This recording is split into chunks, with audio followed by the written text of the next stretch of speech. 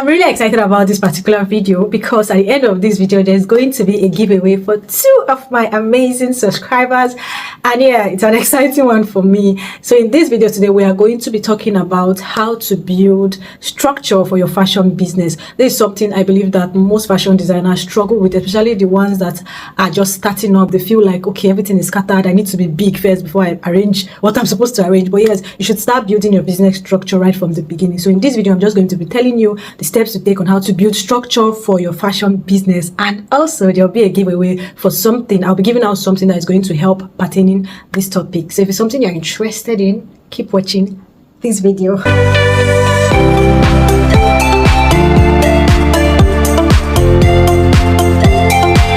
Guys, welcome back to my channel. Welcome back to another video. My name is Lola Oluwashisi and this is my channel, Everything Lola, where I talk about fashion, lifestyle and everything in between. If you are just seeing this place for the first time, welcome.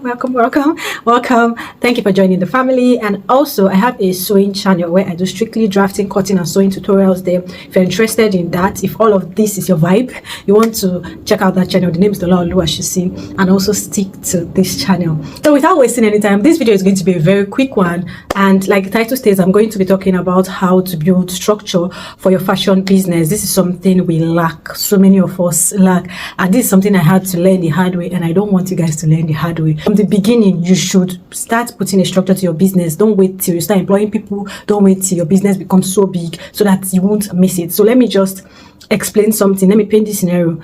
For every fashion designer, you may be sewing now, you may be very involved in your business when it comes to sewing, but I want you to understand that if you are the CEO, if you are the founder of that business, you need to understand that there will come a time where you don't need to sit on that machine and sew. There will come a time where you don't have to pick up a scissors to cut. You would now be doing the business part of your fashion line. So you need to prepare yourself for that part. Because what happens when all you can do is sew? You don't put a structure to your business, all you can do is sew. What happens when your business becomes very big and you don't need to sew? What are you going to fall back to?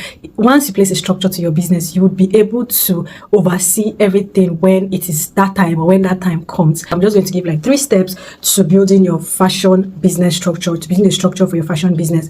Now, these 3 steps is not everything you're going to do. Like, there's so much more you need to do, but this is like starting for those people that are confused. You have your business, no matter how small it is, you have your fashion business, but you're confused. You know how to sew well, but every other thing is just not working fine. These 3 steps is something that will get you started. So grab your pen, grab your paper, and let's go. And yes, like I said before, there's going to be a giveaway at the end of this video, so stick around till the end of the video. Now, if you're a fashion business owner, especially if you're a small fashion business owner, you want to do something first before you, even though you started the business already, before you go deep into your business, you want to do something first. And I always advise people is to define, people call it defining your niche, but I'll just call it try to know what you want to do. Because when you hear define your niche, people are like, I cannot be doing one thing. You can do as many things as you want. It's going to wear you out, but you can try. But you want to define what you want to do. And how do you do this? Now, you're sewing different clothes, you're sewing for different people. Don't get me wrong, the fact that I'm saying niche now does not mean you should not learn as many things as possible. You have to learn.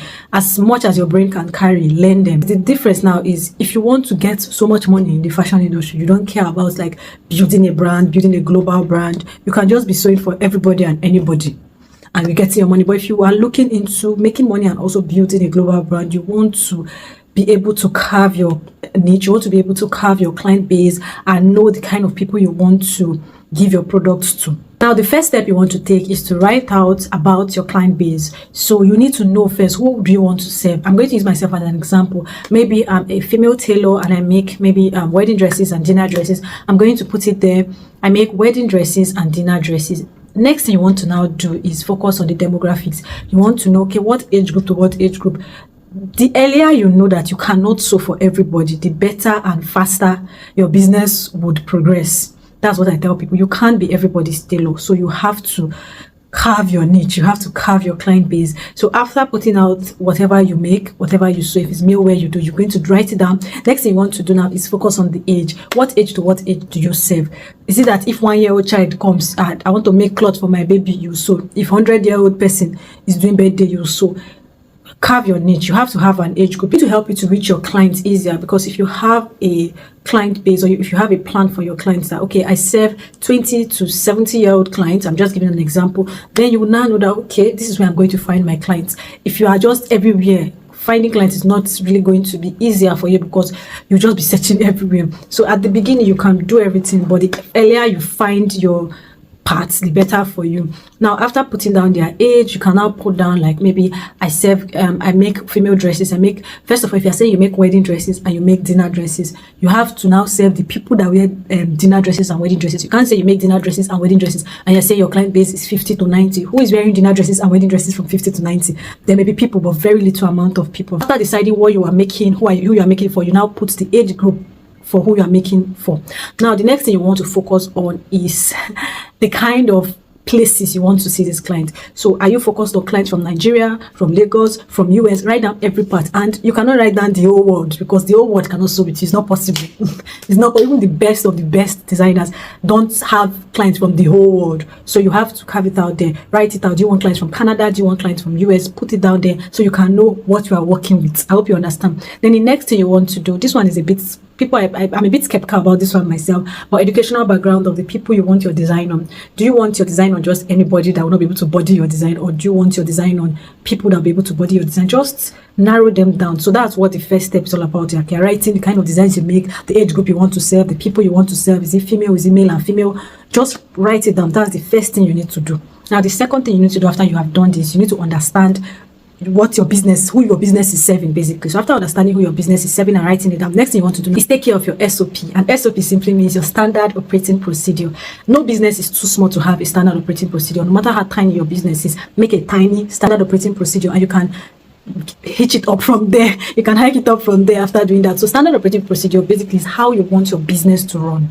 How you want your business to run, from the way your designs are, from your deliveries to your packaging to your client base to every single thing.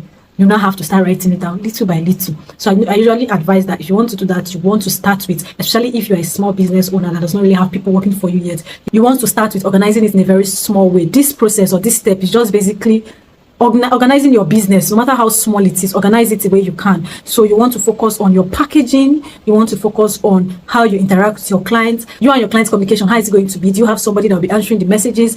You see, when they send you messages, you see those automated messages where you write, okay, this is when we open, this is when we close. You need to be very specific on those things. And the best time is when you are still small, so that you won't struggle with it when you are big. So as a business right now, as a fashion business, you should know when you are opening in there and when you are closing. You may say, it's just me, I can sew anytime. But no, have a specific time you're opening. You can do 9 to 6, you can do 8 to 7, but make sure that if you're answering your clients, it should be around that time.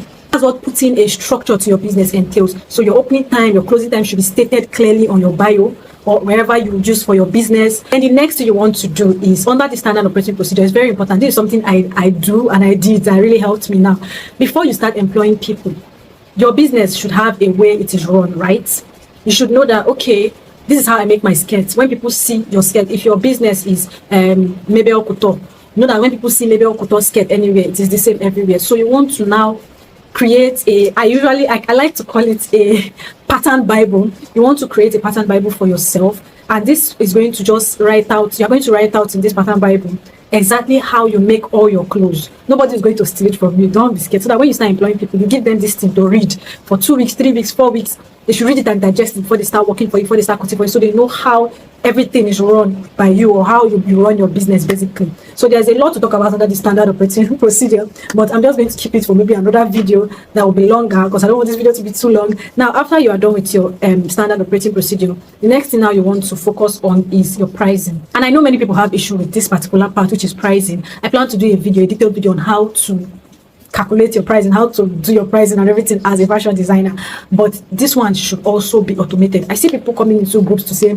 how much should I charge for this cloth? How much? I mean, I'm like, no, I can't tell you how much you should charge for what you are making for somebody, because you have to consider your time, you have to consider your resources, you have to consider your workers. Whatever you are paying for, you have to consider it when you are making every dress, especially the time you're going to use to work on that dress. So you can't be asking people how much you should charge on a dress. You are the one that's supposed to know how much you should charge on a dress. So let me know if you're interested in me doing a video on pricing, how to price your product, how to put a price on your clothes that you're sewing. Let me know if you're interested in that video, and I'm going to do a detailed video on that. But yeah, that is it. Those are the 3 steps you need to like look on to build a structure for your business. The first thing, you need to carve your niche and know the how and the why you are doing your business. Next thing, you need to work on your standard operating procedure, and the last thing, you need to work on your pricing. This is just an introductory video. I'm going to like hit deeper based on the questions I get under this video, more on how to build a business structure. So probably there will be a part 2 on this video. And yes, I know the part I've been waiting for is the giveaway part. So now, before I do this giveaway, I want to say that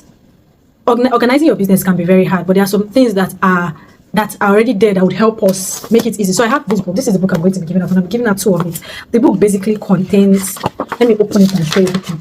So it basically contains, like, you'll be able to organize your clients' orders in this book. So it has a space where you would draw the style you want. You're going to put everything on the style's name, where you got your inspiration from, the notes, the swatches, maybe colors and everything you want to make for that dress. Then you're going to put the amount you charge the person, the deposit, and the balance the person is supposed to pay. And there's literally all the measurements here already. If it's a skirt, a blouse, the delivery date, the name, every single thing. I just hope you can see it clearly. So something like this would help you. If you can't like get a book like this, then I usually advise that you do it online. Like, there are so many places that would help you to be able to organize things. You can do it on your Excel sheet and different places. So that being said, to get this book, I was trying to decide how to give it out. I don't just want to give it out randomly. I want to give it out to people that are actually part of this family, like people that have really been active. So I'm just going to ask 2 questions, and if you give me the correct answer under this video, this book will be yours. Preferably, I would prefer if you're in Lagos, because I mean, spending a lot on shipping for the book doesn't really make sense. So if you're in Lagos and you can get this book from me, then you can partake in this. If you have somebody you want to give it out to that is in Lagos, you can partake. So 2 questions I'm going to ask. One question I'm going to ask, or the 2 questions I'm going to ask, are based on videos I've already done. The first question is, give me one way under the comment section. Just give me one way you can be creative as a fashion designer based on the video I posted. That's question number 1. It's very easy. Now, question number 2, I did 2 videos on my channel. One, how to grow on Instagram as a fashion designer, and fashion content ideas for fashion designers. So I'm going to ask a question from those videos. The question is, I told you that there are 3 different types of content you can create as a fashion designer that will give you, that will push your business out there. What are the 3 categories of content? So 2 questions. Now, first question is, give me one way you can be creative as a fashion designer. And second question is, what are the 3 categories of content you can create as a fashion designer that will push your business based on my videos? So if you have the correct answers, drop it in the comment section. If you have video suggestions, drop it in the comment section. Questions, drop it in the comment section. We've come to the end of this video. There'll definitely be a part 2 for this video. So if you found this video helpful, don't forget to give the video a big thumbs up. Don't forget to hit that subscribe button and share this video to others. It may be helpful too. And if you have video suggestions or requests, again, you can drop it in the comment section. This video I did was a suggestion from, or a request from somebody, so your video may just be the next you see on my page. Yes, and these beauties are going to be for 2 people after this video, so I can't wait to see those people. See you in my next video. Until then,